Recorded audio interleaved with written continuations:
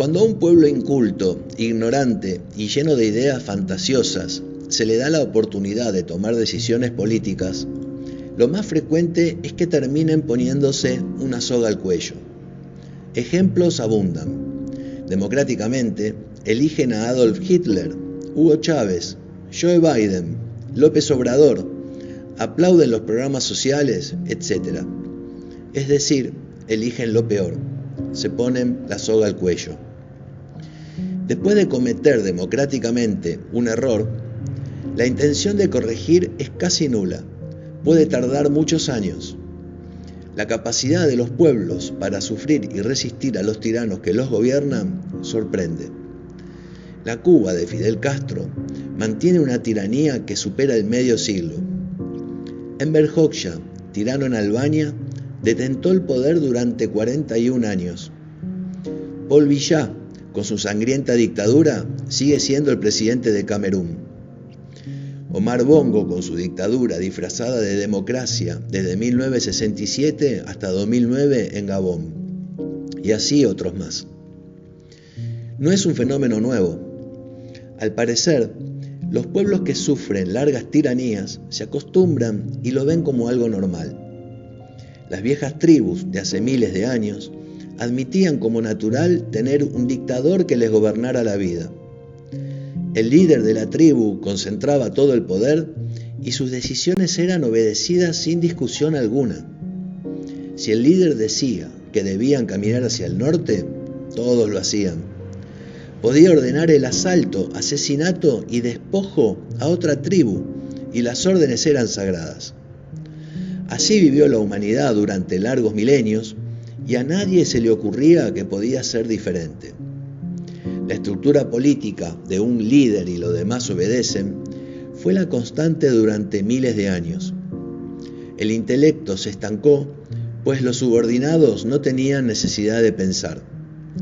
La actividad de pensar contraía riesgos ante el líder. En efecto, algo cambia cuando un miembro de la tribu se atreve a pensar diferente.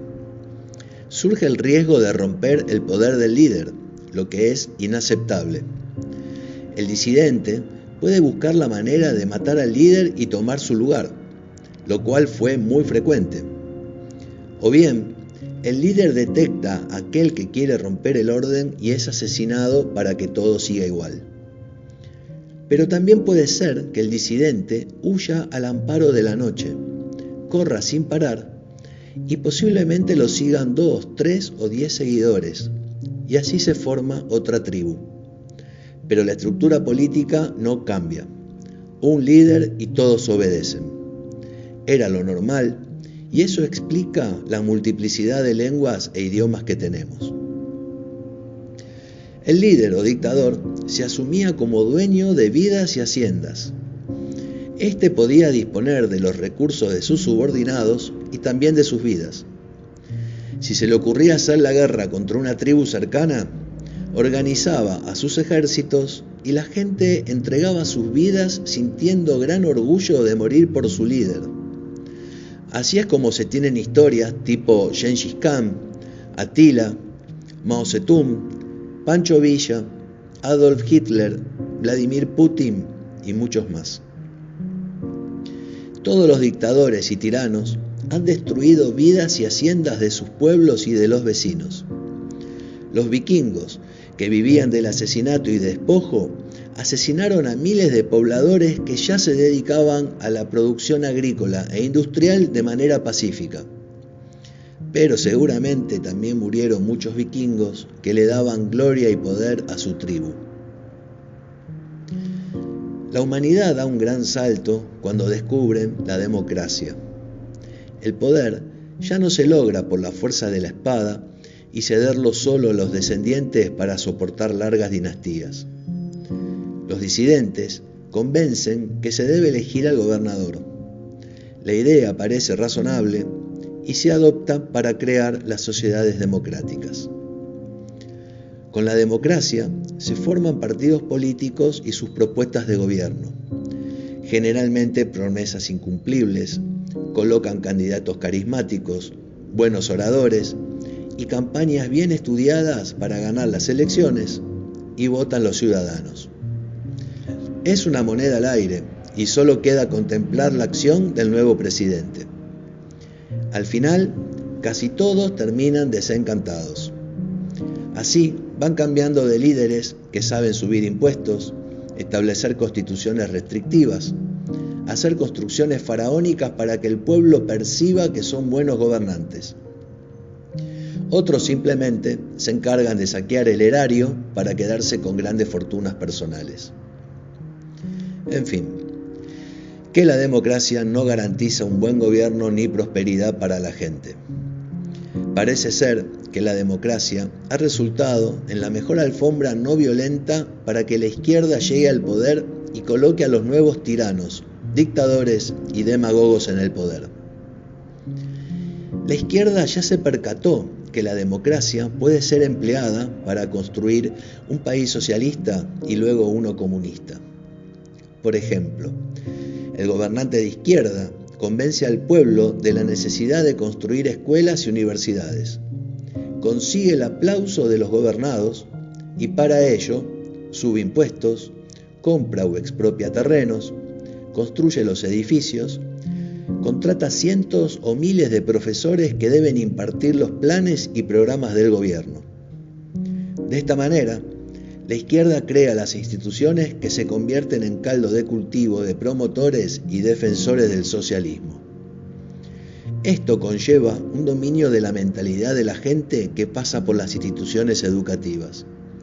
Quedarán agradecidas que el gobierno les haya dado la oportunidad de estudiar. Se han puesto la soga al cuello. Democráticamente, el líder de izquierda convencerá a sus ciudadanos que el gobierno construya hospitales, clínicas y sanatorios para garantizar la salud del pueblo.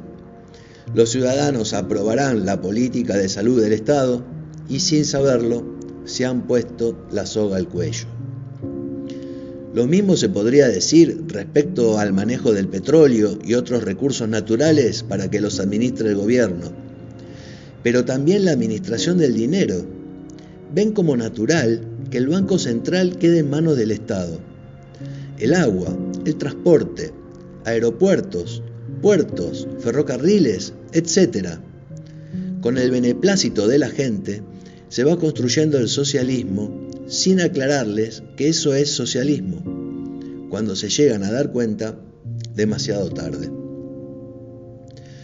A los políticos de izquierda no les faltan palabras dulces y bellas para esconder sus objetivos perversos, que no son otra cosa que crear un poder político que controle a toda la sociedad, sea en la producción o en la distribución. Puede que nunca mencione la palabra comunismo, socialismo, fascismo, pero el hecho de monopolizar la educación, salud, petróleo, aguas, carreteras, obra pública, Banco Central, financieras, etc., está construyendo el fascismo, socialismo o estatismo. A esto se le puede agregar el control del sistema legislativo, judicial, policía, ejércitos, aduanas, rutas aéreas, telefonía, redes sociales, etc. En varios países ya se ha dado un paso tenebroso, perverso y de aceptación popular hacia el socialismo, mediante el control de ancianos, la tercera edad, madres solteras, estudiantes, profesores, campesinos, deportistas.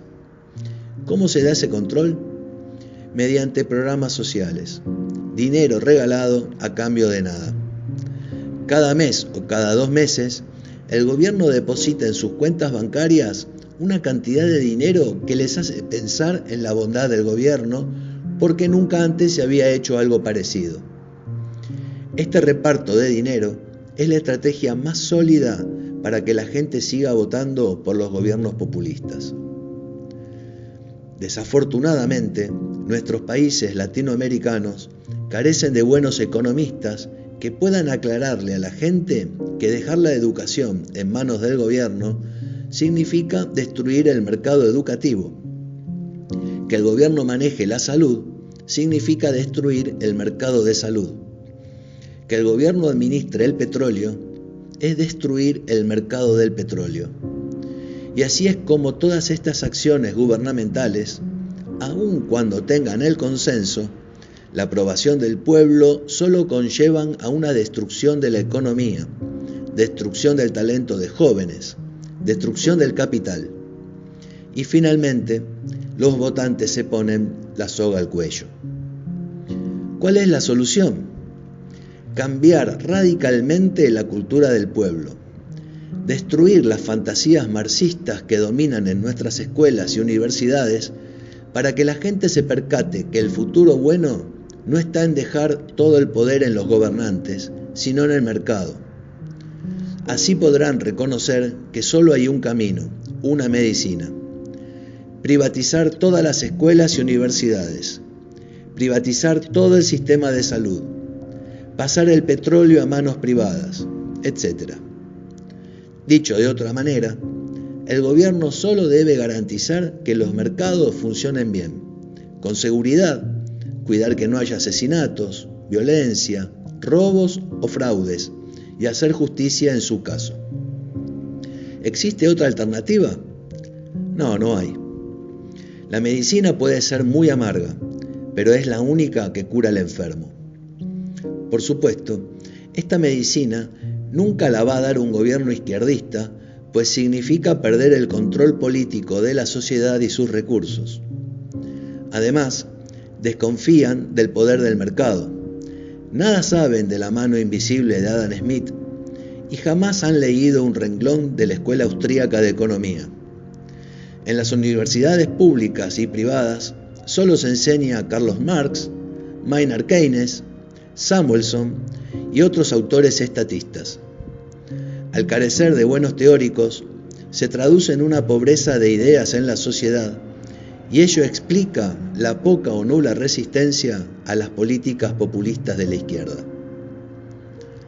En fin, para que la sociedad no se autoflagele ni se ponga la soga al cuello, se requiere el dominio popular de cultura libertaria y limitar la acción del gobierno a funciones muy limitadas y específicas.